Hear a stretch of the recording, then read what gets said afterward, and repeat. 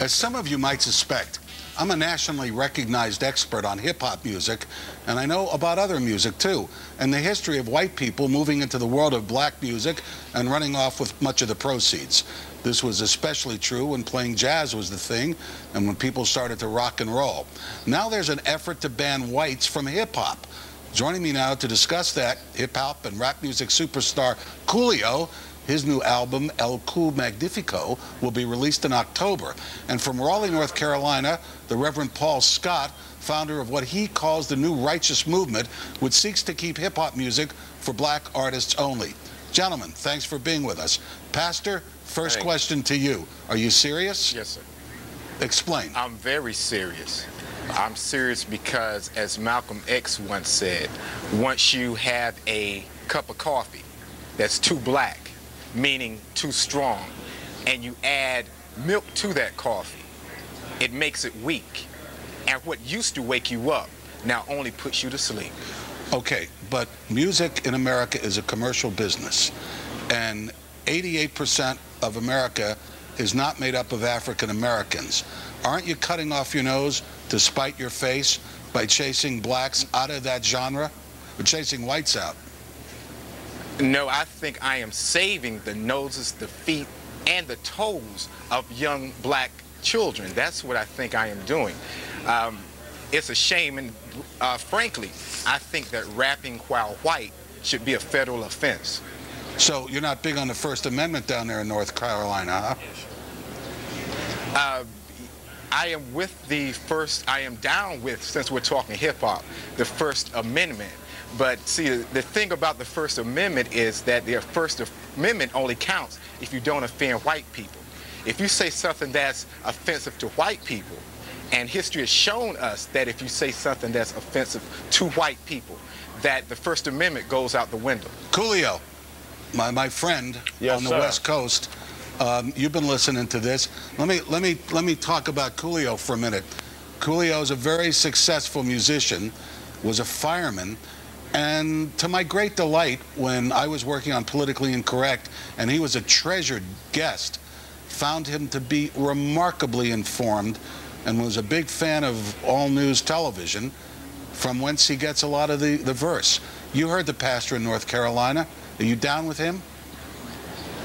I have to say this, man.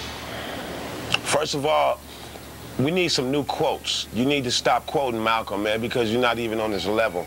If you know anything about Malcolm, you know that in the end he really found out what the real truth of being a man of God was all about. And I'm appalled to see you sit there and call yourself a man of God and try to keep and try to segregate somebody from something that you have no right to say that. Do you rap?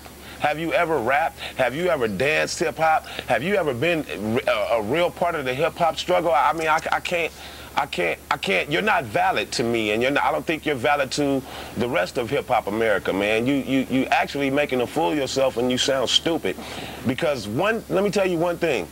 If white people stop buying rap music and white people stop being involved in rap music, there won't be any rap music. There won't be any hip-hop to make money off of anymore. It'll be a movement and a way of life like it was in the beginning when nobody was making money off of it. Pastor Scott, jump in there.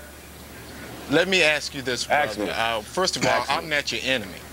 I'm not your enemy either. Are being oppressed all over this world.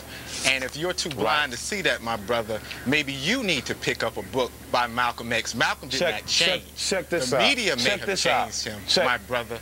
So we need to realize that you're not the enemy, brother. The people who are oppressing our people are the enemy. Instead of attacking me, my brother, we need to attack those who are abusing 16-year-old children and smashing their heads into police cars instead of bling-blinging in the era of terror. But see, here we go. We're not talking about that right now. We talking about hip hop. That's a whole nother form. If you want to talk about that, no, my then brother, that's it's all part of black, exactly. black experience. How can you separate that? Being black, like James Baldwin said, being black in America is to be in a constant state of rage. Reverend Scott, let me interpret something that my friend Coolio is saying. And I think at this point, let me read something. He's being a capitalist. First. And I think one of the things hang on one moment, Coolio. I think one of the things that Coolio is saying is that white money and white support of black artists helps make black artists very wealthy and influential in this country. So tell me what's wrong with that. What's wrong with that is that the black community has been exploited, not just through